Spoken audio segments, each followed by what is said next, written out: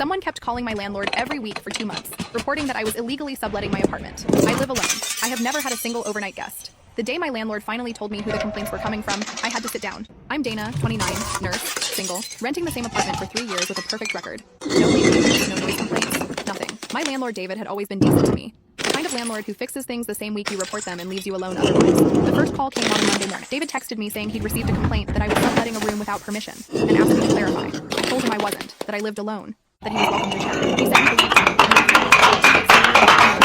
This is something important to people coming to I work night shifts at the hospital. I come home at 7 a.m. sometimes, occasionally with a colleague who drops me off. That was apparently enough for someone to build a case. A third complaint came 10 days after that. This one claimed I was running a short-term rental, like an Airbnb, out of my unit. David called me this time instead of texting. He sounded tired and apologetic. He said he had to take these seriously, because if it turned out to be true, and he hadn't investigated, it could create legal issues for him. I understood. I told him to come and check the apartment anytime. He came that same afternoon.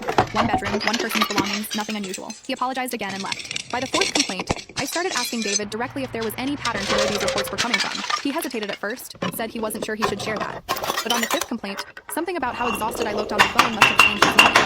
He told me every single complaint came from the same email address.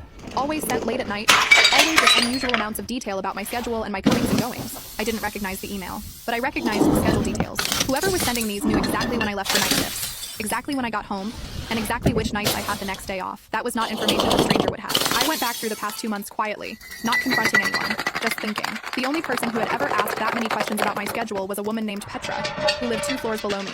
We'd been friendly for about a year, the kind of friendly where you chat in the elevator and occasionally wave in the parking lot. A few months earlier, she'd asked if my apartment ever felt too big for one person, and whether I considered taking in a roommate. I said no.